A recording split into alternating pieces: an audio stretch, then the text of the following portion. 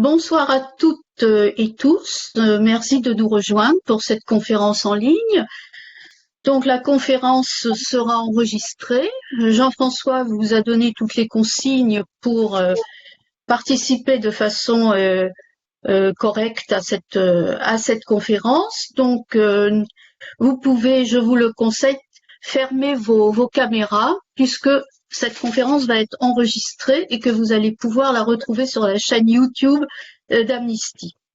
Voilà, je vous remercie par avance. Donc, je suis Martine Brismur, responsable de la coordination Israël, territoire palestinien occupé, Palestine au sein d'Amnesty France.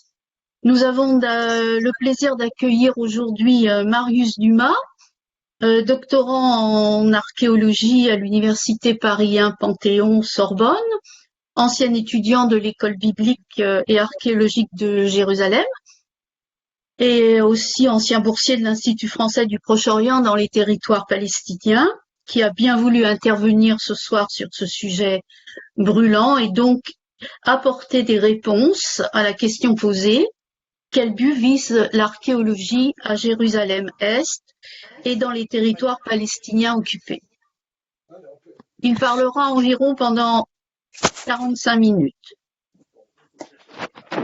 Je répète, il faut fermer les micros, s'il vous plaît. Si je ferme mon micro, j'entends rien. Il faut fermer les micros, s'il vous plaît. Merci.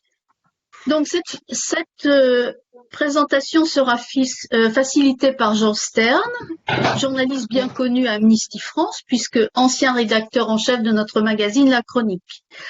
Vous aurez la possibilité, donc, comme vous a expliqué Jean-François, mais je le rappelle, pendant l'intervention de Marius Dumas, vous pouvez poser des questions par message écrit au chat que vous avez en haut de votre écran, que vous trouverez là sur votre écran. Jean Stern va rassembler les questions au fur et à mesure et Marius Dumas pourra vous apporter un certain nombre de réponses dans une seconde partie. Voilà. Donc, la conférence à laquelle vous allez assister maintenant et participer par vos questions se situe dans le cadre d'un projet mis en place par Amnesty France dans le prolongement de la campagne qu'Amnesty International avait lancée en 2017 à l'occasion des 50 ans d'occupation des territoires palestiniens occupés par Israël et marquée par une colonisation persistante et de grande ampleur, engendrant de nombreuses violations des droits humains des Palestiniens. Je veux réaffirmer d'emblée que la colonisation dans un territoire occupé est un crime de guerre, de par la 4e Convention de Genève et par le statut de Rome de la Cour pénale internationale. Tous les États sont tenus au titre du droit international de ne pas favoriser une situation illégale. C'est la raison pour laquelle nous avons voulu mettre en lumière l'importance du volet économique dans le maintien et le développement de la colonisation israélienne dans les territoires palestiniens occupés. Amnesty s'est donc tourné dans un premier temps vers les États pour leur demander de mettre un fin au commerce avec les colonies israéliennes illégales, et ceci par une législation appropriée. Dans un second temps, nous nous sommes tournés vers les entreprises de tourisme en ligne, car elles offrent des hébergements et des activités qui permettent le développement de ces situations illégales, alors que le tourisme, en pleine expansion en Israël, est particulièrement soutenu dans les colonies par le gouvernement israélien et des organisations de colons. Et était avant la pandémie de Covid-19 en plein développement. C'est dans ce cadre que les sites archéologiques situés dans les territoires palestiniens occupés, dont Jérusalem-Est, fonctionnent comme des appâts pour les touristes qui sont le plus souvent ignorants de la situation ou indifférents. Ce projet a eu pour but de sensibiliser le monde de l'archéologie français à ces problèmes et d'éclairer les militants d'Amnesty International et le public en général sur une problématique souvent mal connue, voire ignorée. Notre objectif ultime est bien évidemment de contribuer à mettre fin à la colonisation et aux graves et multiples violations des droits humains des Palestiniens que cette colonisation engendre. Après cette brève introduction, je vais passer la parole sans plus tarder à Marius Dumas, qui a beaucoup de choses à nous exposer. Marius, je vous en prie. Oui, alors tout le monde m'entend? On t'entend Oui, très bien. vous m'entendez, ouais, bon, très bien. Alors, oui, donc j'ai passé un peu de temps dans les territoires palestiniens et en Israël pendant mes études. Je vous remercie de m'avoir invité à parler de mon expérience et puis j'espère vous éclairer au point de vue de l'archéologie dans les territoires palestiniens, mais aussi à Jérusalem et à Jérusalem-Est notamment. Alors, je voudrais commencer comment dire, enfin je voudrais commencer en vous faisant visionner tout simplement une vidéo qui émane du ministère des Affaires étrangères israélien. Et j'ai choisi cette vidéo, alors vous m'excuserez, elle est en anglais, j'ai cherché de nombreuses fois des sous-titres et comme objectif de la traduire, mais je n'ai pas eu le temps. Alors j'espère que certains parlent anglais, autrement j'essaierai de revenir un petit peu là-dessus. Voilà, alors je vais essayer de la partager à présent. Alors, votre écran complet, ça va être ça alors. Hop. Alors, c'est une vidéo qui date de 2016 hein, et qui est tout à fait officielle, euh, qui, qui, qui émane donc du ministère des Affaires étrangères israélien. Voilà, je vous la laisse. Bonne lecture. Everything started at noon today with a knock on the. Who is it at this hour? Who is it at this hour? Ubi Boku. Two hipsters with well-groomed beards are at the door. Probably want to sell me an encyclopedia. Told them hello. Ever heard of Wikipedia? Slam the door. Who are you anyway? Hey, get out!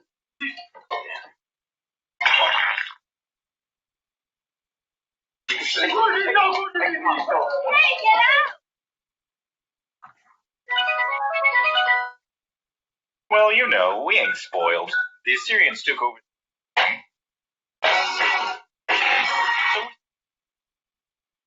Now, 750 BC, in about 2,750 years wide here. When I heard the buzz. A few more. God knows who. You maybe? In the name of Nebuchadnezzar, king of all Babylonia, out for ourselves. Actually, the kids' room is kind of awesome. Quiet. You need a lot of patience. Nice Greek told me, in the name of Alexander the Great. How do you say in Greek? How you doing? Aqueducts, drainage, and running water. Leave my stereo alone.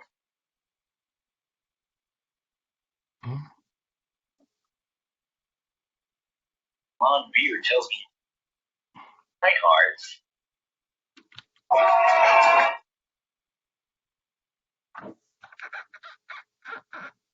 Try to find some decent ones. Check things out with it.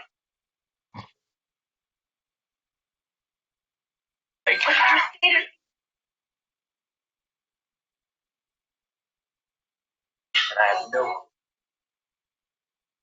Us, the Turks and the Ottoman Empire are. And then it was quiet. Is it finally over? Has everyone left my house, my land of Israel?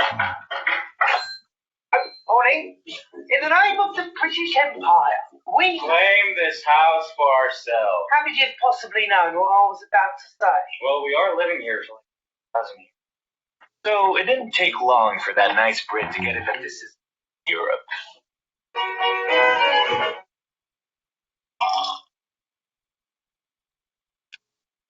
Well, in the name of the League of Nations, we give you back your house.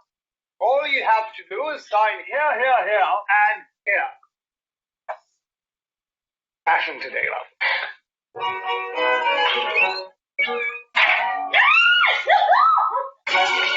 Finally, a state of our own.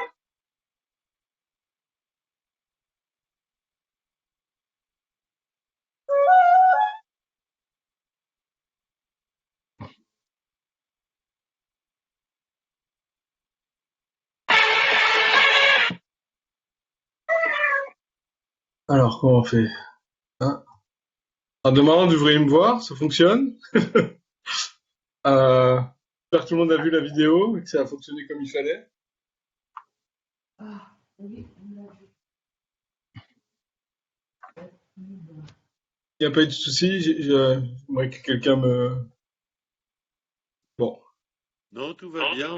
Tout va bien, tout va bien, Tout va bien. Vous pouvez y tout va aller. bien, Marius. Mm. Donc voilà, j'ai voulu présenter cette vidéo parce que elle va bien exprimer ce que je vais essayer de vous dire. Alors, elle est tout à fait officielle. Et on voit à la fin, donc après ces invasions successives, évidemment ce couple juif qui représente donc le peuple d'Israël présent depuis plus de 3000 ans sur cette terre, on s'aperçoit après toutes ces successions d'invasions de peuples exogènes qui viennent sur la terre d'Israël, on remarque à la fin que le dernier peuple, évidemment, et qui n'a rien à faire là, est le peuple palestinien qui est représenté à travers le kéfier d'Arafat. Donc c'est assez... je trouve il n'y a pas besoin de trop de commenter. Voilà. Donc je vais pouvoir commencer mon intervention cette fois-ci. Alors, avant de parler, j'aimerais revenir sur le contexte dans lequel nous sommes, c'est-à-dire au point de vue juridique et la protection du patrimoine dans les territoires palestiniens, mais aussi à Jérusalem. Alors, comme beaucoup de vous le savez, c'est-à-dire que la Cisjordanie est soumise à une occupation militaire israélienne.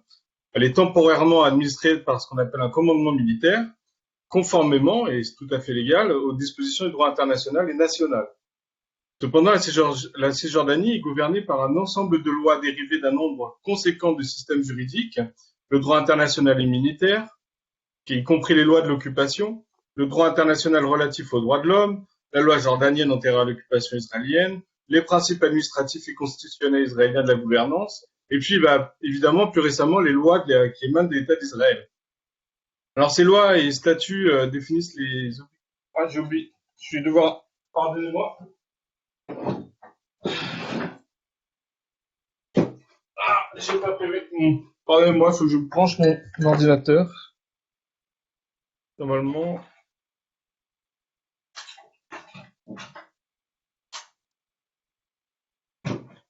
Pardonnez-moi. Là, ça devrait fonctionner. Ok. Voilà, c'est bon.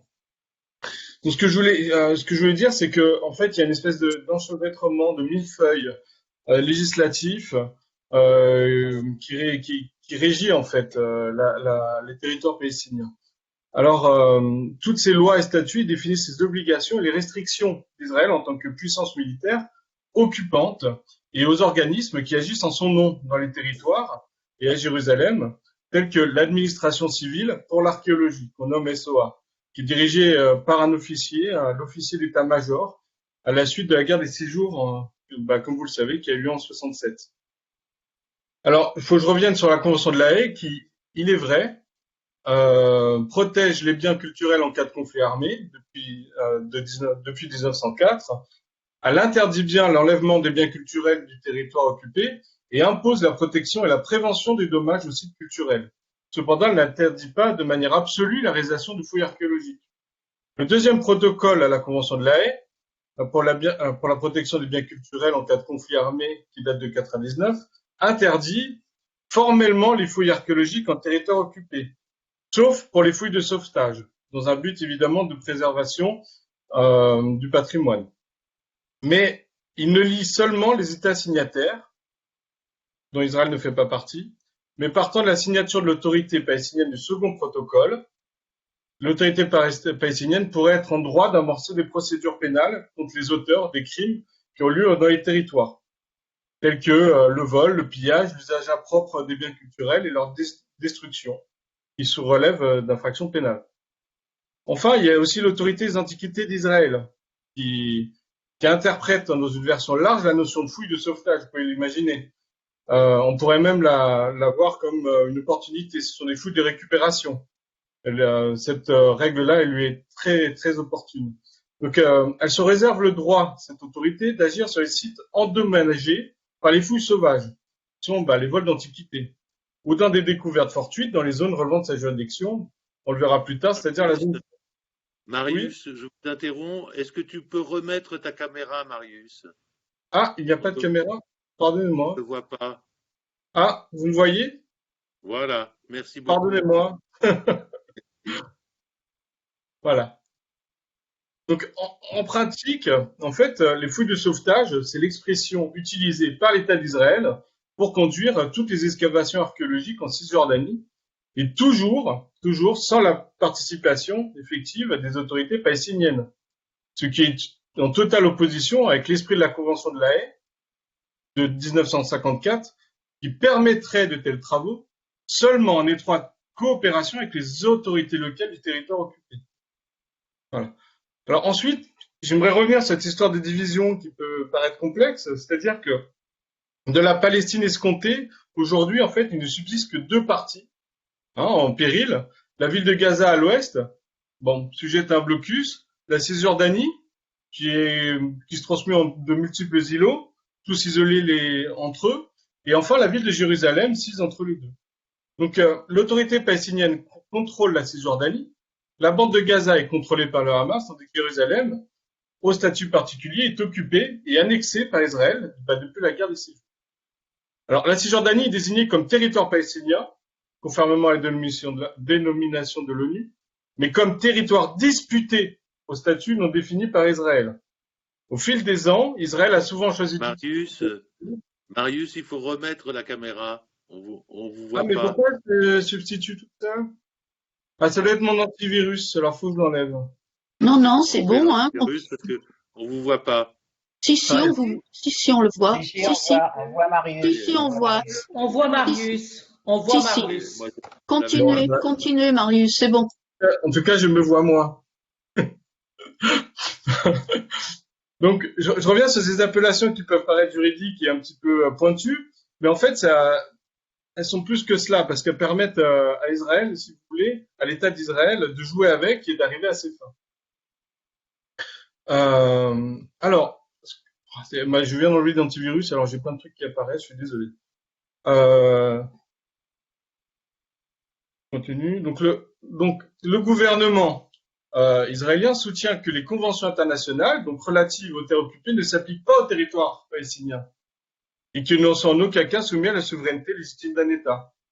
Cette distinction lui permet d'exercer, en violation du droit international, sa souveraineté sur le patrimoine, à la fois à Jérusalem et puis en Cisjordanie.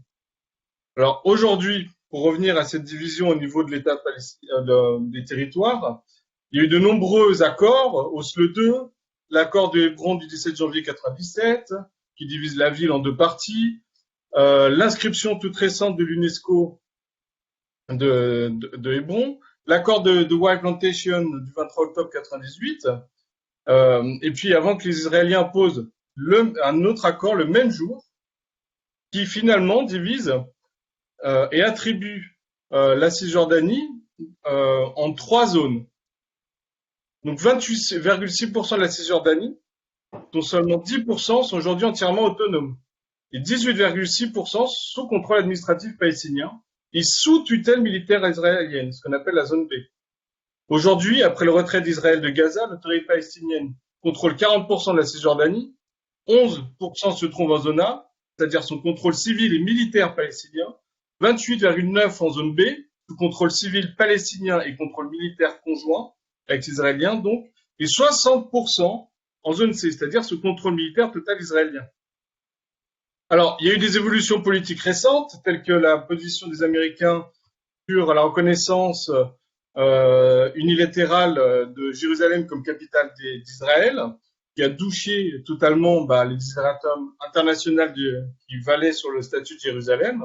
Et puis, il y a eu un récent projet de loi qui a été adopté par la Knesset il y a 1 ou 2 ans, qui acheva l'affirmation de la judéité de l'État d'Israël, qui allait même à l'encontre de la déclaration d'indépendance et qui, en des termes, et c'est les termes qu'il faut bien retenir, implique tout particulièrement la recherche archéologique et colorairement du patrimoine de les territoires. Israël est l'État-nation du peuple juif dans lequel il réalise son droit naturel, culturel, historique et religieux à l'autodétermination.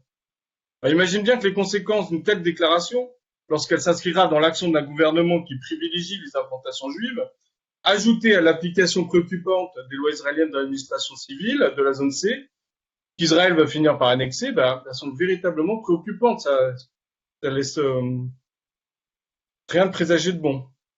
Alors, à l'évocation de l'archéologie, par cela même qu'elle est l'une des chevilles principales, survient instantanément la notion de patrimoine. Et c'est ce patrimoine-là qui est affreusement manipulé à Jérusalem et dans les territoires, du fait d'un lien intrinsèque, celui qu'elle entretient avec la culture et la question fondamentale de son ancrage, c'est-à-dire de son enracinement au sens le plus strict. Alors, dans la ville de Jérusalem réunifiée et les territoires fragmentés, on comprend bien que le patrimoine souffre du poids culturel de l'occupant.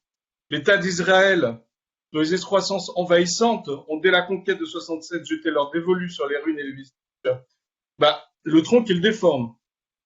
Bon, quant à l'enracinement de la culture, du patrimoine, du douceur des populations locales, qui se déterrent en Cisjordanie, à Jérusalem, qui est bien connue, bon, elle est bien connue et bien que documentée par la communauté internationale. Mais récemment, il y a un an et demi, elle s'est soudainement embrasée lorsque de concert les États-Unis et Israël décidèrent de quitter conjointement l'UNESCO, dont les 3 décisions concernant le mur des lamentations, l'esplanade des mosquées et la mosquée d'Ibrahim à Hébron, malgré d'intenses pressions, avaient, il est vrai, remis en question et sans équivoque la souveraineté israélienne sur les lieux saints de Cisjordanie et de Jérusalem. Alors, je ne vais pas rappeler la richesse du patrimoine archéologique de Jérusalem, mais les territoires sont riches aussi, avec plus de 6000 sites déclarés, 2500 rien qu'aux zones C. Et la situation est alarmante, à cause d'une économie souterraine qui, faute de protection efficace, expose les sites à la prédation. Les responsabilités reviennent d'abord à l'occupation, qui n'endosse pas la responsabilité qui est la sienne, en tant qu'administrateur légal de près de 60% des territoires palestiniens. Selon les rapports des associations Emek Shaveh et B'Tselem, une seule personne, est chargée de surveiller les quelques 2300 sites archéologiques recensés en zone C. Alors, cela amène que finalement, nonobstant la voix d'une langue vernaculaire et populaire, le patrimoine de Cisjordanie, dont les monuments archéologiques forment une des constituantes, est aujourd'hui difficile à définir, compliqué à déterminer et à préciser. En effet, il n'est qu'intégré qu'en marge de la population palestinienne. Il faut dire que la période considérable de l'occupation des territoires, en 67, eut comme conséquence l'investissement des sites archéologiques et monuments dont un bon nombre se trouvent dorénavant aux entours et dans les colonies de la zone C. Une grande part du patrimoine archéologique s'est ainsi comprimée. Et l'un des premiers facteurs, c'est l'affirmation identitaire d'une population étrangère sur un territoire qui est encore habité. Les colonies de peuplement considèrent que la population autochtone est allochtone. C'est pourquoi elle assimile, comme vous l'avez vu dans la vidéo, aux invasions antérieures, comme si elle venait elle est là, elle vient d'arriver. Cette affirmation, elle n'est pas nouvelle, elle est propre à la rhétorique qui caractérise l'idéologie sioniste. Elle est ainsi résumée par Israël Zangwill, écrivain anglais juif, qui citait dans la déclaration de Lord Shaftesbury, qui est souvent attribuée à tort à Theodor Herzl. A people without a land without a people. La Palestine est une terre sans peuple pour un peuple sans terre. Ainsi, les colons retournent les accusations qui leur sont justement formulées par une inversion sémantique. La population à majorité arabe de Cisjordanie est constituée de colons et consomme la Cisjordanie en une terre occupée qui appelle à se libérer. Pour ce faire, on construit des avant-postes ou des postes avancés sur les traces d'anciennes occupations juives que l'archéologie atteste ces vestiges. En Cisjordanie, les colonies de peuplement qui revendiquent ostensiblement leur lien avec les tribus perdues de l'Israël biblique s'affirment par une construction identitaire antagonique. La finalité est d'ôter aux Palestiniens la possibilité de revendiquer l'attachement naturel à la terre qu'ils habitent, puisqu'elle est désormais attachée à des ancêtres qui ne seraient pas les leurs. D'où la dénomination de la Cisjordanie selon les provinces publiques de Judée et de Samarie. Les colonies sont nommées d'après les noms hébraïques des villes israélites et des tribus publiques d'Israël ou désignées selon les noms des patriarches ou prophètes de l'Ancien Testament. Le processus d'hébraïsation du toponyme arabe est d'ailleurs antérieur à la création de l'État d'Israël. C'est l'archéologie et pas l'archéologie biblique qui l'introduisit, telle qui va se formaliser sous le mandat britannique, puis s'officialiser en 1948 avec la formation d'une commission de dénomination gouvernementale par David Green, lui-même connu sous le nom de David Ben Gurion. L'utilisation tactique de la toponymie au fur des découvertes archéologiques est systématisée. Donc, il disait, nous devons donner des noms hébreux à la terre, des noms anciens, s'il y en a, et s'il n'y en a pas, des nouveaux. La commission de désignation ou appellation était composée principalement d'archéologues, de sorte que la carte ainsi dessinée ressemble à celle de l'ancien Israël, dans le but de trouver une continuité avec le nouvel Israël. Alors, l'occupation cherche à supprimer le lien historique des Palestiniens sur leur terre. Elle a compris que l'archéologie, une fois inscrite dans une culture, il y a un espace en lien avec une réalité existante, impose de nouvelles réalités sociales, territoriales et politiques, avec l'irréversibilité du Fatum. Donc la protection israélienne des vestiges archéologiques est là pour le rappeler, la chronologie. Cette chronologie repose sur une périodisation établie selon des dominations étrangères, romaines, byzantines, croisées, mamelouques, ottomanes ou britanniques. Elle divise en de courtes périodes la période arabe, alors que de la période de l'ancien Israël persiste pendant plus de 600 ans. Ainsi, elle inscrit les Palestiniens dans une succession d'occupations étrangères qui n'a d'autre but que d'en minimiser le rôle dans le récit historique. Alors, c'est ce que vous avez vu dans la vidéo de propagande, qui se nomme « Depuis les temps anciens jusqu'à aujourd'hui, la terre d'Israël, une foule de visiteurs ont toqué à sa porte, mais les Juifs ont toujours été présents dans leur home sweet home. » Alors, selon le récit biblique, citons le livre de Josué, Canaan, dont les territoires palestiniens font partie, est effectivement la terre de colonie ancestrale des Juifs. L'affection que témoignent les représentants du gouvernement israélien depuis les pères fondateurs, des sionistes de tendance messianique ou des colons, démontre l'influence primordiale de l'Ancien Testament contre la réalisation d'un État palestinien indépendant. C'est ce que dit David Ben Gurion avec malice en 1937, lorsqu'à la Commission royale britannique, visitant la Palestine mandataire, il dit « The Bible is our mandate ». La Bible est notre mandat. Et cet intérêt tardif de l'archéologie sioniste en Terre Sainte, en fait, c'est une réponse, elle surgit de l'inscription progressive de l'histoire d'un peuple à un territoire, car l'archéologie contribue à la dimension historique du territoire qu'elle façonne. Israël, comme jeune nation, nécessitait une identité nationale qu'elle convainc de former à partir d'une culture, elle-même nécessiteuse d'enracinement. Donc la constitution d'un patrimoine archéologique lui permet d'asseoir la légitimité de son ancrage territorial et de son installation. La Bible apporte la source textuelle à même de former le récit historique, tandis que la recherche archéologique participe au jalonnement d'un lieu fantasmagorique où prennent place les mythes mobilisateurs, donc à la formation d'un État-nation. L'archéologie, ce que la France a fait et ce que beaucoup d'États ont fait avant elle, l'archéologie est donc utilisée comme un vecteur idéologique. Elle instrumentalise. Elle ne fait que répondre à des enjeux qui outrepassent toute portée scientifique et historique qui se base sur la connaissance. Loin de convaincre, elle cherche à persuader. Un rapport retrouvé par Akevot Institute for Israeli-Palestinian Conflict Research, publié par l'association Emek Shavé, révèle comment Israël travaille depuis les premiers jours sur les territoires conquis pour la réalisation de deux objectifs intrinsèquement liés. Le contrôle physique des sites grâce aux découvertes archéologiques dans la constitution du récit national, qui vise l'accaparement des terres et du patrimoine. En effet, dans le mémorandum rédigé par un des fondateurs du Conseil et du président de Yesha, qui est l'acronyme hébreu de Judée, Samarie, Gaza, une association de colons juifs de la Cisjordanie de la bande de Gaza qui a été créée en 1970, ce rapport est envoyé au ministère de l'Éducation, puis transmis au bureau du Premier ministre de l'époque, Menachem Begin, qui propose une série d'actions devant être prises par Israël sur les sites des territoires palestiniens. Alors, je vous la cite, faire en sorte que le peuple juif contrôle les sites qui incarnent son histoire, ses souvenirs et les témoignages le plus évident et direct de ses racines et de son droit à la terre. Aujourd'hui, Israël pose en axiome l'histoire de la terre d'Israël biblique, ce qu'ils appellent l'Eretz Israël, comme un fait historique.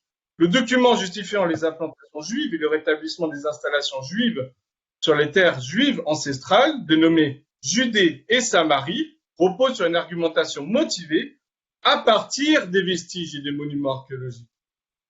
C'est avec les mêmes arguments qu'un rapport du ministère des Affaires étrangères réaffirma l'appartenance de Jérusalem, ville pourtant sous statut international, aujourd'hui annexée selon les propres termes comme capitale indivisible et éternelle du peuple juif et capitale de l'État d'Israël. Dans ce même rapport, le matériel archéologique est utilisé, tel que l'inscription de Tel Dan, qui est censée révéler l'existence du roi biblique, David, mais dont la lecture et l'interprétation ne fait pas consensus dans la communauté scientifique. La promotion des découvertes est au premier plan dans la campagne de relations publiques dénommée Brand Israël, donc la marque Israël, qui a débuté en 2005 pour la défense de l'image de l'État d'Israël après la seconde intifada. On remarque une collaboration étroite entre les colons et le gouvernement israélien, si étroite qu'elle empêche tout contre-pouvoir ou tout arbitre compétent capable de contrôler les fouilles. En effet, les données et les interprétations archéologiques en zone C sont en grande partie inaccessibles à l'autorité palestinienne, aux ONG et même aux citoyens israéliens lambda. Les associations israéliennes Emek Shaveh et Yesh Din ont dénoncé dans un rapport publié en 2018 que les noms des directeurs des fouilles, des personnes académiques travaillant pour l'administration civile pour l'archéologie, dont je vous ai fait la présentation un petit peu plus auparavant, ne soient pas rendus publics. La peur du boycott académique empêcherait, selon eux, la publication des données. Le mobilier découvert est tenu secret. Quand bien même un pays tiers n'hésiterait pas à accueillir du matériel archéologique provenant de ces zones occupées à des fins d'exposition ou d'études, le SOA se refuserait à communiquer toute information sur les bénéficiaires pour ne pas froisser ses partenaires. C'est ainsi que 60% du territoire, des territoires palestiniens est menacé d'accaparement et de violation par l'occupant et ses collaborateurs. Pire, il est tangiblement inaccessible à une recherche positivement académique. Une demande pour rendre public les fouilles entreprises et l'identité des fouilleurs a été rejetée en 2016. Alors que dans le même temps, des lois ont été préparées par le gouvernement israélien pour sanctionner les partenaires israéliens ou simples citoyens appelant au boycott. Donc la prévarication du patrimoine archéologique par leur intégration au domaine et aux parcs nationaux, ce qu'on nomme INPA, le transfert des vestiges dans des musées de colonies, les trafics d'antiquités et les destructions causées par l'érection de nouvelles constructions, tout cela s'accélère.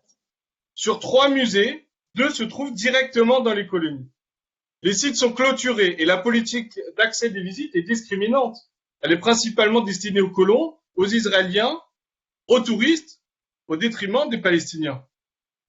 Les espaces d'exposition sont conscieusement et méthodiquement élaborés. Les nombreux sites et musées projettent des films de propagande qui placent l'appartenance juive au centre de l'expérience du visiteur.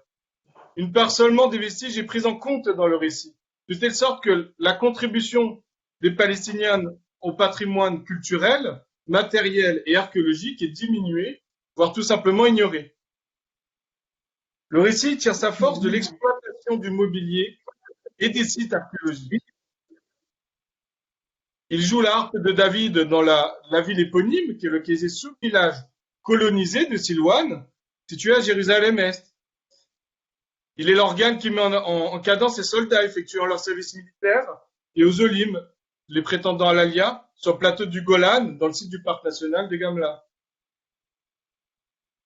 Il y a aussi les universités qui jouent un rôle.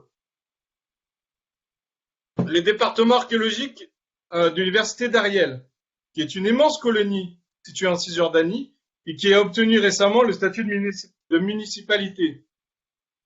Officiellement dénommée Department of Land of Israel Studies and Archaeology. Elle fouille dans les territoires occupés. L'implantation de l'université en dehors de la ligne verte continue à provoquer régulièrement des remous en Israël. C'est une ancienne branche de l'université Bar-Ilan. Elle avait dû, sous la pression nationale et internationale, dans une pétition qui a appelé à son boycott, par 165 membres académiques en Israël, au mois de juin 2011, se résoudre à former un collège indépendant en 2004. En 2018, la Knesset a placé l'université sous les auspices du Conseil israélien de l'enseignement supérieur, alors qu'il était auparavant sous le contrôle militaire et civil israélien en Cisjordanie. À cette date, elle est devenue juridiquement la 9e université accréditée d'Israël, la première dans les territoires occupés, ce qui fait d'elle une institution de type colonial revenant directement de l'État d'Israël. comme en témoigne d'ailleurs le projet scientifique tel qu'il était officiellement exposé sur sa page officielle. Il ne l'était pas. Hein. L'université considère que le développement d'outils scientifiques permettant de retracer les origines et les racines de la souveraineté juive dans le pays est de la plus haute importance. Voilà ce qui était écrit. À présent, l'université poursuit un programme de recherche sur le Jewish Heritage dans les territoires occupés, dont l'objectif principal est de mettre en valeur l'héritage juif en Cisjordanie. L'université d'Ariel a continué des fouilles à Tel Hébron, qui est une colonie, à Tel Rumeda, qui est un quartier palestinien, avec le soutien actif de l'autorité israélienne, des antiquités et des officiels. À Tel Shiloh, à Kerbet Shelon, où les fouilles ont été confiées directement à une association, je vais vous parler plus tard, l'ABR, qui est une association évangélique américaine. Alors, dans les territoires, quels sont les enjeux? Les territoires occupés, en fait, dans les territoires occupés, l'archéologie, elle apporte une solution indispensable au paradoxe profond que les colons tentent de résoudre, faire de l'ancienneté des vestiges le socle inébranlable à leur récente occupation. L'accaparement du patrimoine sert le récit. L'archéologie institutionnelle et académique renforce la judéité des territoires occupés, tandis que le gouvernement israélien atteint tous les objectifs politiques favorables à la colonisation.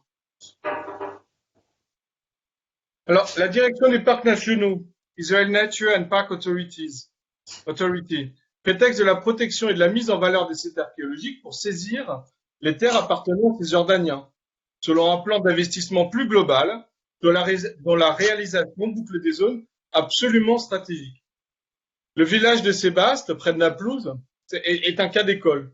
Le site archéologique, situé sur le Tel, le point le plus haut du village, est des plus stratégiques. Et la colonie Chavez-Shomron, littéralement ce qui retourne en Samarie, c'est le nom de la colonie, dont l'installation remonte aux années 70, est située en contrebas. Alors, pas une collaboration désormais conjointe, les colons et l'occupation militaire israélienne travaillent ensemble en ce moment pour récupérer le site, dont l'éventuelle et très hypothétique restitution au cours d'un accord de paix ne pourra se faire sans un accord politique. Le Tel Sébaste offre un point de vue incontestable sur les collines à l'ouest de Naplouse, mais revêt une sémantique particulière aux colons, car c'est tout près que l'ancien poste avancé de Homesh avait dû être évacué en 2005. Un autre site où j'ai pu travailler, à Aboud, un petit village dans les territoires, les colonies forment une chaîne dont l'aboutement clôturera définitivement le territoire. Et celui qui n'a pas encore été confisqué d'ailleurs.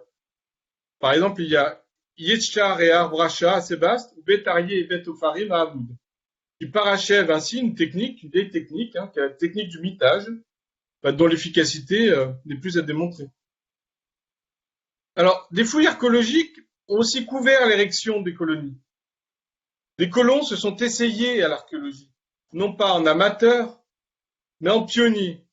Ils ont utilisé le prétexte de la fouille archéologique de sauvetage, puis se sont installés. Ainsi, sur au moins 2 cas recensés, un poste avancé légal s'est transformé en une colonie pérenne, avant d'être légalisé et subventionné directement par l'État israélien, la colonie de Shiloh, tandis que le second a dû au moins temporairement quitter la zone sur le mont Amona. Amona qui est sur le Herbet al-Mazrah, après d'intenses tractations au profit de la cause coloniale. Alors, des collaborations surprenantes chez nous aussi. Fondées par des chrétiens évangéliques, l'association dont je vous ai parlé tout à l'heure, à travers l'acronyme ABR, Associates for Biblical Research, est la seule organisation internationale qui conduit des fouilles archéologiques dans la zone C, notamment dans la colonie dont je vous ai parlé, celle de Chypre. Le programme de recherche est clairement stipulé dans le bandeau de présentation du site internet. Vous pouvez consulter. Ministère chrétien d'apologétique dédié à la démonstration de la fiabilité historique de la Bible par la recherche archéologique et biblique. Alors véritablement, dans les territoires occupés, l'archéologie, elle cherche à persuader plutôt qu'à convaincre. La cause efficace du développement des sites archéologiques en Cisjordanie, on l'aura compris, qu'il soit géré par l'autorité de la nature et des parcs, par un conseil régional, colonial ou par des fondations privées, le but c'est d'y renforcer les colonies, puis à terme la présence israélienne. La colonie de Tel Shiloh à Herbet Shelon a obtenu d'importants subsides directement de l'État d'Israël. Le développement du tourisme dans les sites des territoires palestiniens occupés repose en partie sur une archéologie de type mémorial et donc militante. Des structures permettent l'accueil sans cesse accru de visiteurs, où prennent place des conférences, des événements, à coup de réclames touristiques, mais qui promeuvent aussi la recherche d'un consensus indiscutable quant à l'importance des sites en tant que partie indissociable de l'État d'Israël. Le développement de ce qu'Israël considère comme relevant de son patrimoine, son héritage culturel, matériel et mémoriel n'a d'autre but que d'établir des postes solides dans la lutte politique et territoriale dans les territoires occupés. En fait, l'État d'Israël, en tant que puissance occupante, aborde littéralement les routes. Si vous allez dans les territoires palestiniens, vous pourriez le voir. Alors, c'est ainsi qu'en 2013, à Shiloh, donc, a été construite la Tour des Prophètes, sur un site qui culmine toute la région et qui est particulièrement visible des alentours. Elle rappelle que la terre est juive et qu'on y guette. Voici ce que dit la page internet. Le centre des visiteurs est le seul du genre en Israël. Situé au sommet de Tel Shiloh, il invite les visiteurs à vivre une expérience multimédia passionnante. À l'étage inférieur de la tour, vous pourrez profiter de l'exposition des chroniques de Shiloh, qui présente les nombreux artefacts archéologiques découverts lors de fouilles en fonction de la période à laquelle ils appartiennent. À l'étage supérieur se trouve un auditorium de 54 places, où vous pourrez assister à une spectaculaire présentation high-tech diffusée sur 10 écrans géants qui combine des histoires de la Bible avec le paysage ancien et époustouflant de la région. La présentation vous présentera l'histoire fascinante et passionnante de l'ancien Shiloh, ainsi que les histoires de Samuel, de Hannah et d'autres héros de la Bible. Le film qui est montré là, où il a été réalisé, est disponible en 6 langues et présente un casting d'environ 150 personnes. Le sommet de la tour offre une vue panoramique sur toute la zone. La tour du prophète, qui mesure 9 mètres de haut, est constituée de 2 cônes reliés l'un à l'autre, l'un avec sa base dans la terre et l'autre avec sa base pointant vers le ciel. Construite en 2013, la tour du prophète, qui a été planifiée par l'architecte Gadi Politi, représente le peuple d'Israël planté dans la terre de sa tradition et de l'histoire du lieu, alors même qu'elle regarde vers le ciel et l'avenir. Voilà. Donc, je voulais vous lire, c'était un petit peu long, parce que c'est un exemple parmi d'autres, on pourrait le retrouver à Jérusalem, mais ça montre bien la connexion, ce lien étroit entre l'archéologie et le récit. Alors, autre que les sites archéologiques jouent un rôle décisif dans l'implantation des colonies, ils représentent aussi une manne financière. Je n'aurais pas estimé véritablement dans les territoires palestiniens la manne financière, mais elle a le mérite en tout cas d'offrir une communication efficace, surtout lorsqu'elles sont transformées en zones touristiques, sous la houlette de surcroît de l'autorité des parcs et des réserves nationaux. L'apparente mise en valeur des sites, elle véhicule une image positive et participe évidemment au discours politique, par l'accueil nombreux de visiteurs dont il convient d'établir les convictions. Alors, c'est une stratégie qui a été mise au point en Israël au début des années 2000. Le but était de fournir par une diplomatie publique les arguments pédagogiques, la hasbara égale une explication, ça veut dire une explication en hébreu, en des termes convaincants, afin de dédiaboliser l'État d'Israël. Il s'agit de promouvoir une image de marque positive, parce que c'est l'image de marque, fabriquée de toutes pièces, selon les principes de communication des plus grands théoriciens américains de la propagande moderne. La hasbara marketing, la manipulation des vestiges, dans la hasbara marketing, la manipulation des vestiges est un apport majeur pour ce matraquage. C'est absolument majeur. Alors, on observe en ce moment une résurgence de l'archéologie biblique et a joué d'un nouvel élan, alors que dans le même temps, il y a des travaux publiés notamment par Domar Emmer et Israël Finkelstein de l'Université de Tel Aviv ont durement révisé les théories et les interprétations. La reconsidération notamment de la chronologie biblique a été possible grâce à l'apport de sciences exactes complémentaires à la discipline archéologique. La datation physique et chimique, telle que le carbone 14, l'ont permis. Alors que le récit biblique constituait la base chronologique des sites de l'âge du fer, l'archéologie moderne permit de les éclairer sous un jour nouveau. Et on remarque que ce jour nouveau, il est pas souvent mis en valeur dans les colonies ou dans les fascicules que vous pouvez consulter lorsque vous visitez les sites dans les territoires ou à Jérusalem. Il est déjà 49, donc je pense que c'est peut-être bien arrêté. D'accord. Je vais conclure. Donc, quels objectifs? L'objectif, c'est d'asseoir, ancrer une occupation récente. C'est évidemment, ce n'est pas de servir à l'archéologie et la connaissance. On instrumentalise l'archéologie qui a des fins politiques à travers une rhétorique bien rodée et surtout au détriment des populations locales qui se voient retirer une part significative de leur patrimoine. Voilà. Je ne sais pas si vous avez des questions. J'achèverai là. Je pense que ça suffira. Je ne veux pas être trop long. Je ne sais pas si je dois faire quelque chose.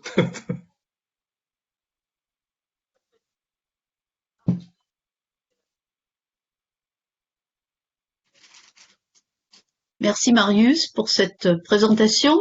On va donner la parole peut-être à Jean. Jean, tu nous entends? Non? Jean n'entend pas?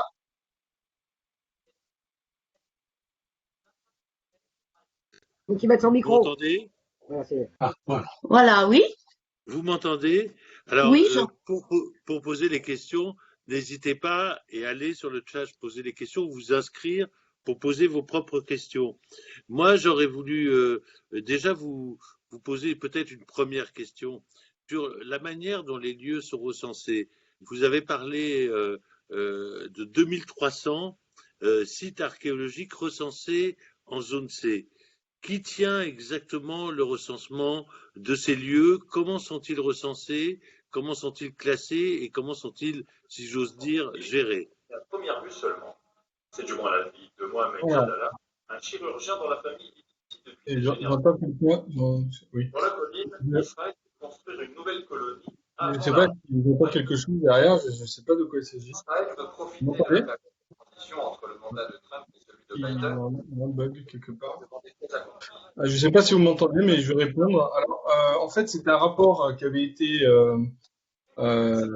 soumis par une association Emek Chavé qui défend précisément le patrimoine Marius, et la manipulation du patrimoine. Il faudra mettre votre caméra. En Israël et dans les territoires. Enfin, plus précisément à Jérusalem-Est et dans les territoires palestiniens. Et donc, elle avait fourni cette estimation. Ce rapport, il date de 2018. Je pense que il y a beaucoup plus de sites.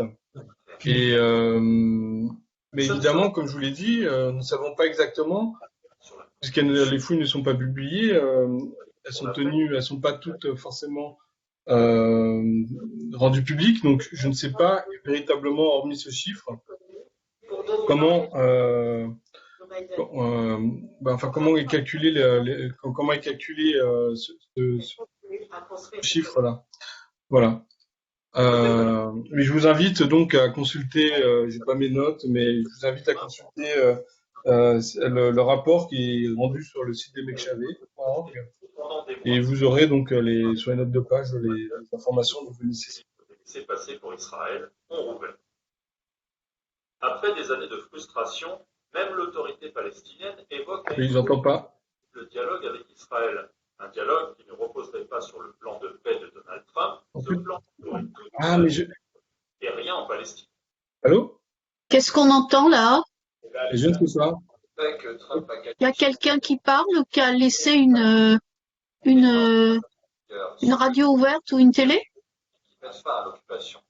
Mais il n'est pas certain que Joe Biden s'engage dans un nouveau processus de paix. De trop nombreux présidents américains se sont cassés les dents. Il faudrait que quelqu'un éteigne la radio là, parce que c'est Radio J, on n'a pas envie de l'entendre. S'il vous plaît, Radio J, fermez votre radio, s'il vous plaît. Merci. Bah oui, c'est Radio J, bien sûr. Marius, voilà. La suite, c'est Jessica qui parle. Je ne sais pas. C'est bon, c'est bon. puisque l'eau extrême vivent dans les zones rurales. Premièrement, l'agriculture, qui est aussi le plus Alors, on continue. partout dans le monde. Jean, tu veux poser une question? 40% des habitants vivent en Asie, plus particulièrement en Asie du Sud. Oh, wow.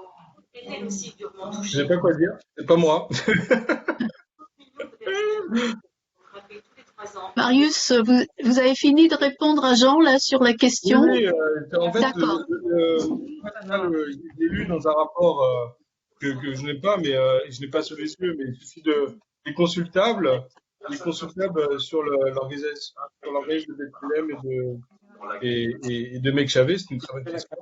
Et comme je l'ai dit, moi, je n'ai pas accès à ces documents D'accord. d'archéologues, donc je pense que c'est une estimation. Voilà. Présentée en visioconférence. Alors, je crois qu'il y a un monsieur Barnier qui écoute la télévision. Il faudrait que monsieur Barnier ferme la télévision, s'il vous plaît. Voilà. Ah non, il l'a pas fermé encore. Oh, bon. Développement durable. Parmi les objectifs fixés par les Nations Unies figure la lutte contre la faim dans le monde. Car sans eau, la vie et les récoltes sont impossibles. Une situation qui pourrait pousser... L'organisateur ne peut pas fermer le micro. Monsieur Barnier, il faudrait couper votre son. Vous nous empêchez de discuter, là.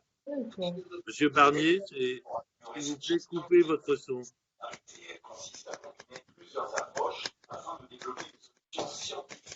Oh, wow.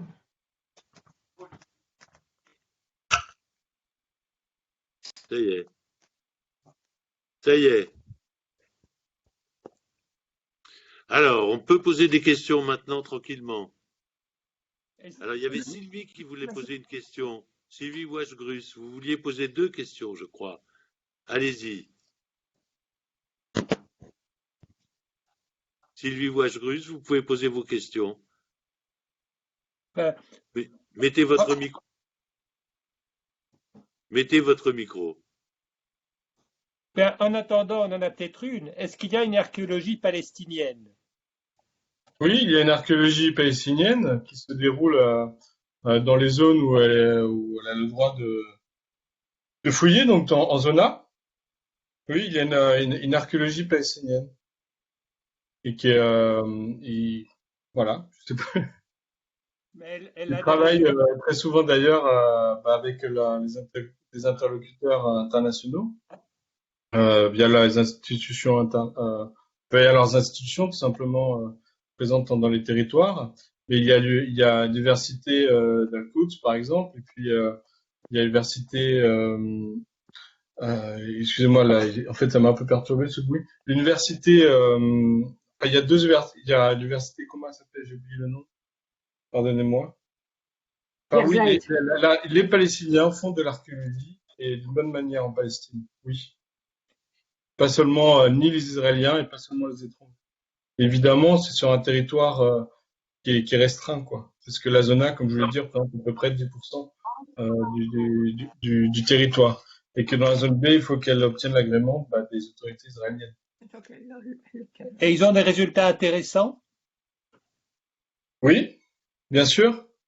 Ils sont pas tous publiés encore, parce que comme beaucoup d'institutions, les publications viennent en retard. Mais oui, ils ont des résultats intéressants. Notamment, ils fouillent assez vaste en ce moment dans le site où je travaille, qui est mené par l'université Al-Quds. Et ils ont fouillé récemment pour une fouille de sauvetage une tour. On connaît pas exactement. On suppose qu'elle date de l'âge du fer, mais les tours assez basses posent problème du point de vue de la datation. Mais oui, ils ont des résultats. À partir du moment où vous cherchez, vous trouvez beaucoup de choses dans les territoires. Et après, ils sont publiés. Oui. Allez-y, Sylvie. Posez votre question. Alors, voilà. Alors, je voulais savoir s'il y a un consensus de l'ensemble de la communauté scientifique israélienne par rapport à cette politique actuelle. Parce que bon, ils pourraient publier à l'extérieur du pays, ils pourraient effectivement s'organiser d'une manière différente. Est-ce que c'est complètement bloqué au niveau de la communauté des archéologues et des scientifiques en Israël, Ou est-ce qu'il y a des gens qui essayent, des archéologues israéliens ou d'autres Non, israéliens? c'est-à-dire qu'il y a, oui, bien sûr, comme je l'avais dit tout à l'heure, c'est-à-dire que l'université, bon, j'ai oublié, il y a l'université de Birzeit, par exemple, ou d'autres universités, Al-Quds, des universités palestiniennes qui ont évidemment c'est juste que, au point de vue des noms, c'est un peu dur aujourd'hui, ce soir, mais il y a des départements archéologiques palestiniens qui œuvrent sur leur territoire et qui font de l'archéologie, oui, tout à fait.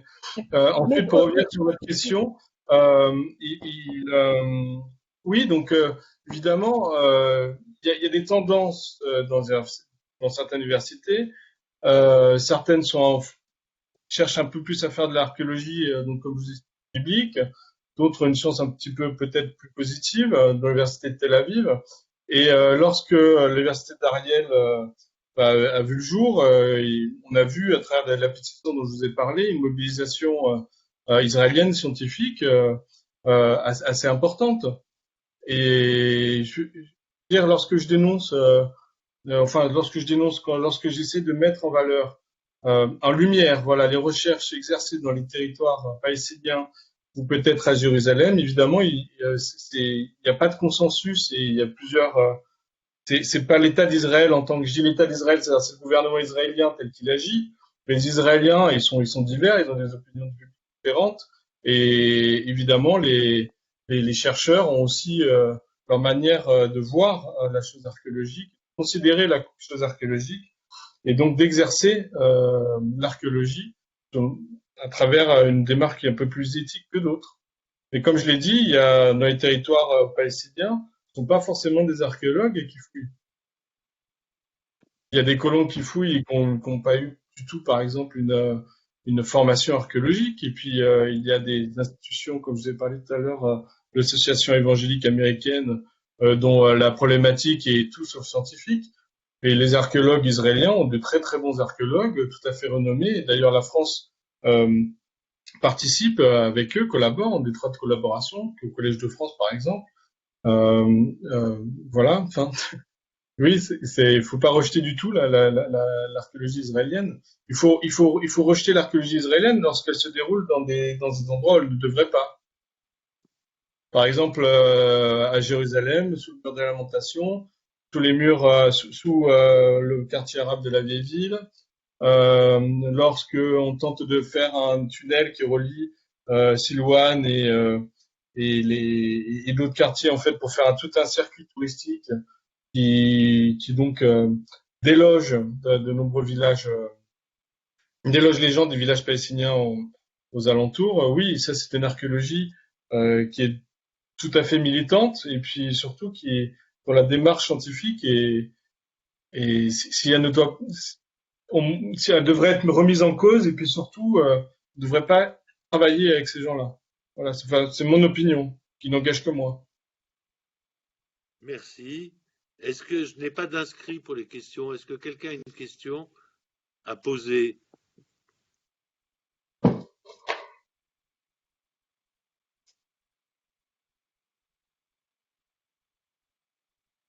Mais on n'a pas de question. Pas de question? Moi, j'en ai une à vous poser quand même. Oui. Sur la région, si j'ose dire, parce que les enjeux archéologiques sont importants en Israël et en Palestine, mais c'est des enjeux importants dans toute la région, puisque les récits nationaux, comme vous l'avez expliqué très bien pendant la première partie, sont des récits qui se discutent ou qui s'affrontent, on va dire. Est-ce que du côté des Palestiniens, il y a un travail avec des archéologues libanais, syriens, irakiens? Est-ce qu'il y a des rencontres, jordaniens bien sûr? Est-ce qu'il y a une espèce de coordination ou en tout cas la tentative d'élaborer une pensée commune? C'est une bonne question, c'est une excellente question. Et là, je crois que je vais avoir ce qui s'appelle peut-être le syndrome de l'expatrié. C'est-à-dire qu'on a je crois que tout ce qui est publié en arabe, moi j'y ai pas accès. Je parle pas suffisamment à l'arabe. Et puis évidemment l'archéologie palestinienne est présente. Évidemment, il y a des rencontres entre territoires arabes. Évidemment, ça rentre en compte dans un récit national, certainement d'ailleurs, mais je pourrais pas vous donner plus d'informations sur cela. Voilà, je suppose, mais voilà, peut-être que des syndromes de l'expatrié, j'ai été pendant 3 ans et j'ai peut-être fréquenté trop les milieux internationaux, peut-être pas assez les milieux nationaux. Voilà. C'est une excellente question. Désolé de ne pas pouvoir y répondre de manière plus précise. Merci. D'autres questions? Oui, moi je voulais poser une question. Allez-y. Une question qui est une remarque. Je pense qu'il manque pas mal de cartes d'Israël, parce que pour savoir où se situent les sites archéologiques, les villages, les colonies, on est un peu perdu, à vrai dire. Oui, alors à vrai dire, on m'avait dit de ne pas trop, on m'avait dit de ne pas privilégier un support PowerPoint. Alors je l'ai pas fait. C'est plus donc si je pourrais vous fournir peut-être des cartes. Est-ce qu'il y a un site où on peut regarder des cartes? Est-ce qu'il y a un site Il y a une carte qui est tout à fait bonne, qui pourrait vous donner une certaine idée en fait de cette archéologie-là dans les territoires. Il faut juste que j'aille sur le site. Donc c'est le site des archéologiques des parcs nationaux. Et ça va vous pouvez mettre le lien du site sur le chat? Oui. Comme ça, on l'aura tous. Et le lien de la vidéo, parce qu'il y en a certains qui ne l'ont pas vu au début. Donc, si vous pouvez mettre le lien sur le chat, ça serait super. Alors, moi, je veux bien, mais je ne connais pas la manière de le faire. Alors, attendez. Faut que je retrouve dans l'historique. Oui, c'est... Bon, j'ai déjà faire une chose à la fois. Ouais. Voilà, donc là, comment j'envoie sur le chat? Vous avez une icône en haut. 4, très bien. Voilà. Voilà.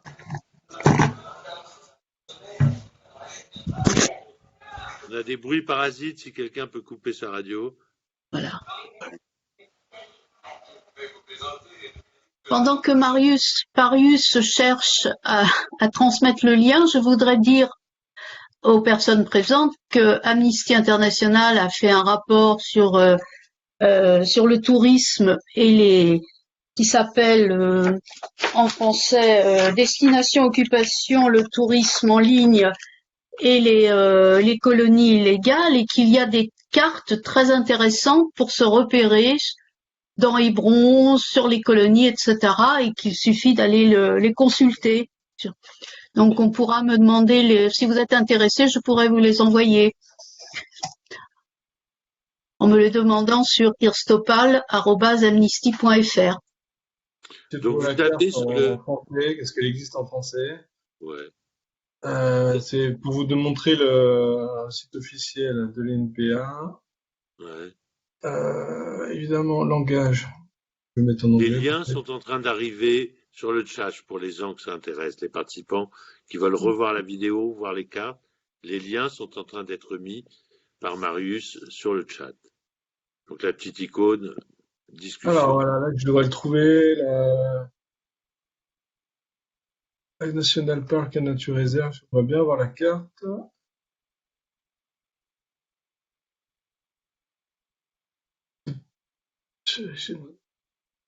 Ah, évidemment, je vais vous donner la carte, c'est pas celle que je voulais, mais c'est pas grave. Allez sur Google. Alors, comment je vais faire pour partager? Partager mon écran. Là, vous devriez voir. Ah ouais. Mon écran. C'est ça que j'arrive pas à enlever. Alors voilà. Là, vous voyez en vert. Comment je peux mettre en grand écran? Alors, en vert, ici, ce sont tous les parcs nationaux israéliens. Donc, c'est vraiment c'est difficile. Voilà. Donc vous voyez que, évidemment, il y en a beaucoup qui sont présents dans ce qu'on appelle la West Bank, dans les territoires palestiniens, ou sur le plateau du Golan, enfin dans les zones. Et donc c'est les sites de nature et de parcs archéologiques israéliens sont directement dans les zones occupées. Alors par exemple ici vous avez Ma'ale Adumim, qui est une énorme colonie. Vous avez à Qumran par exemple, qui est un site un site très important, qui est le site où ont été trouvés les manuscrits de la Mer Morte, qui est dans les territoires palestiniens, situé dans les territoires palestiniens. Vous avez évidemment à Jérusalem la cité de David. Vous avez ici côté de, vous avez le parc de Bet Kouvrin. Non, pardon, excusez-moi, c'est pas là. Voilà. Toutes ces cartes-là, l'Hérodium, qui est un site majeur aussi, puisque c'est un site qui concerne Hérode le Grand. Le parc de l'Hérodium est vraiment un site majeur, un site archéologique majeur, et qui a été intégré par Israël, puisque ça fait partie de son parc naturel. Vous avez aussi Matadanan. Vous en avez d'autres en fait, voilà, il suffit de regarder. Le musée du Bon Samaritain, par exemple, il est situé, il est totalement annexé, dans une zone totalement annexée, mais qui fait partie du territoire palestinien, évidemment. Voilà, donc ça c'est pour un exemple. Il y avait il y avait une carte, mais je ne la trouve pas. Alors, faut savoir que par exemple ici, le musée du Bon Samaritain. Vous m'avez posé tout à l'heure la question par rapport aux fouilles qui ont été faites par les Israéliens dans les territoires occupés. Et les mosaïques, par exemple, qui ont été faites à Shiloh, qui ont été trouvées à Shiloh, sont exposées au musée du Bon Samaritain, dont les Palestiniens, en tout cas des territoires palestiniens, n'ont pas accès. Seuls ceux de Jérusalem ou les Palestiniens d'Israël peuvent y accéder. Donc ça pose un réel problème quant à l'accès et des artefacts, des œuvres archéologiques qui ont été trouvées à travers les fouilles des sites archéologiques dans les territoires palestiniens. Il y a aussi des mosaïques qui ont été retrouvées à Gaza qui s'y trouvent. Enfin, voilà. Donc, pour arrêter de partager. Voilà. Et si vous voulez, moi je veux bien vous donner une liste de sites. Je viens vous donner une liste des sites qui pourraient vous aider à comprendre, si vous voulez vous renseigner un petit peu. Il faudra sûrement parler anglais, mais qui pourraient vous donner des informations importantes et répondre à vos questions. Après mon intervention. J'ai une question pour vous. On me demande comment pouvez-vous préciser les différences de moyens qui existent entre les archéologues israéliens et palestiniens, notamment au niveau des budgets et des technologies utilisées. Alors oui, il y a déjà deux choses. Il y a une chose qui est importante, c'est que, comme je vous ai dit, les Palestiniens ne peuvent pas fouiller sur la majeure partie de leur terre, enfin de la terre, puisque 60% est donné est gouverné par les Israéliens, ce qui fait que les 40% restants, éventuellement fouillables, on va dire, seuls 11% en fait peuvent être bâtis. Et donc l'archéologie palestinienne concerne le plus souvent des fouilles de sauvetage. Et ils ont un territoire tout à fait réduit pour bâtir. Et donc on peut comprendre que ce soit pas forcément la principale priorité, comme à Gaza, de faire des fouilles programmées sur long terme. Alors il y a des moyens, je pourrais pas vous donner de chiffres, parce que je les connais pas. Mais oui, c'est totalement incomparable. Les Israéliens ont une technologie de pointe. Lorsqu'ils fouillent, ils ne respectent pas. Ils fouillent sur des très longues durées, ce qui fait que lorsqu'ils sortent des objets de terre, ils n'ont pas le temps de les étudier. Donc, ce qu'ils font, c'est qu'ils utilisent beaucoup ce qu'on appelle la photogrammétrie, C'est-à-dire qu'on prend de multiples images d'un seul objet et puis en les remettant ensemble, on obtient une image en 3 dimensions de cet objet. Et ils vont aller creuser, surtout sur les colonies, dans les couches archéologiques qui sont les plus importantes pour eux, et donc vont enregistrer le reste, mais n'a pas le temps d'être étudié. Alors, ils ont des moyens considérables, et puis ils utilisent aussi des moyens qui ne devraient pas être employés dans une archéologie, on va dire, positive, scientifique, académique. Lorsqu'ils veulent atteindre les couches les plus profondes, bah, évidemment, qu'ils endommagent les couches les plus récentes, qui leur apparaissent moins importantes. Ils ont aussi un moyen de pouvoir exposer librement dans les territoires. Exposer les œuvres des territoires, les objets qui ont été produits dans les territoires et les exposer en Israël ou dans les territoires qu'ils occupent. Il y a par exemple cela fait quelques années que ils essayent de déménager le musée Rockefeller qui est en zone qui est à Jérusalem, situé à Jérusalem-Est, de déménager les œuvres pour les mettre directement dans le musée d'Israël qui est situé à l'ouest. Il faut savoir que, au point de vue international, les œuvres qui sont conservées au musée Rockefeller sont soit jordaniennes, soit palestiniennes. Donc ça, c'est un autre problème. Oui. Question qui prolonge un peu cette question. Est-ce que les Israéliens détruisent toujours des sites qui vont à l'encontre de leur archéologie biblique? Et si vous pouvez vous remettre en grand écran, on ne vous voit pas en grand écran, on voit votre écran partagé pour l'instant. Ah, pardon. Voilà. Vous voyez. Voilà, on vous voit à nouveau. Merci. Très bien. Alors, moi, vous me demandez des choses dont je ne peux pas précisément vous répondre déjà parce que, comme je l'ai dit, beaucoup de choses ont été fouillées et on ne sait pas où exactement, ou quand, ou comment les résultats ne sont pas publiés. Et j'avoue que, bon, moi, entre ma thèse et les recherches que j'ai pu effectuer, je ne me suis pas trop axé là-dessus. Je ne parlant pas hébreu en plus, ne le lisant pas. Mais on ne sait pas, c'est précisément le problème, c'est on ne sait pas qu'est-ce qui a été trouvé.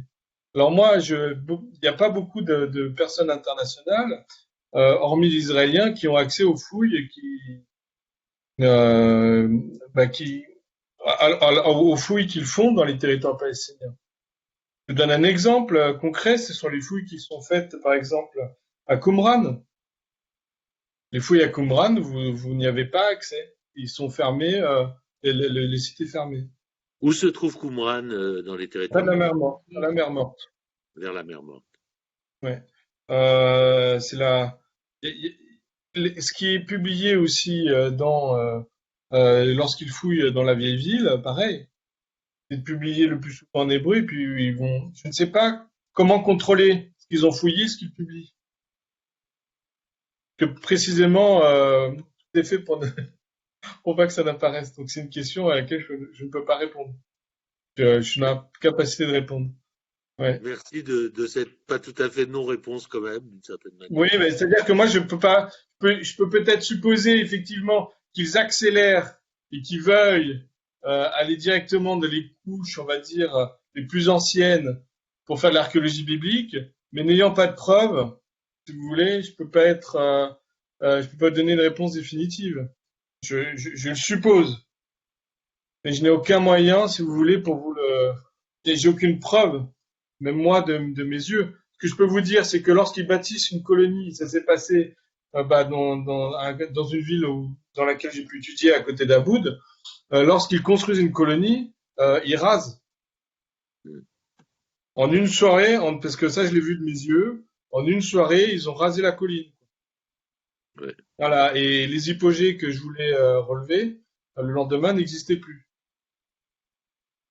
Donc voilà, mais ça, cette question-là de destruction des couches archéologiques par des nouveaux bâtis se pose évidemment dans les colonies israéliennes, mais se pose aussi dans tous les pays du monde, y compris en France.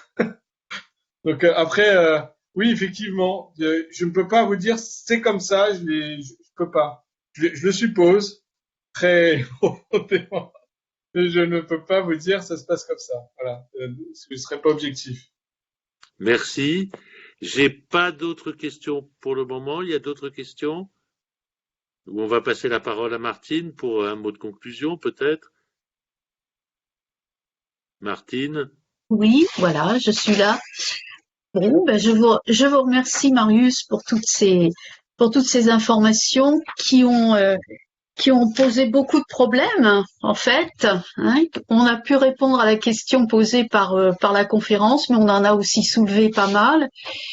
Et ce problème de l'archéologie et de la destruction, d'une certaine façon, par l'occupation qui dure depuis 1967, est quand même au cœur des problématiques d'Amnesty International sur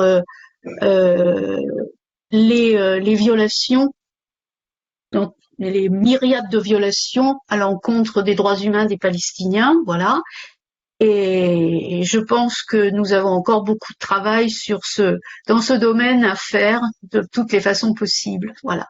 Donc je reste à la disposition des gens, des spectateurs et des participants à cette conférence pour leur envoyer des documents s'ils veulent, voilà, et peut-être aussi transmettre d'autres questions à Marius s'il y en avait qui venaient après coup. Voilà, je vous remercie beaucoup pour cette soirée et je vous dis à très bientôt. Merci.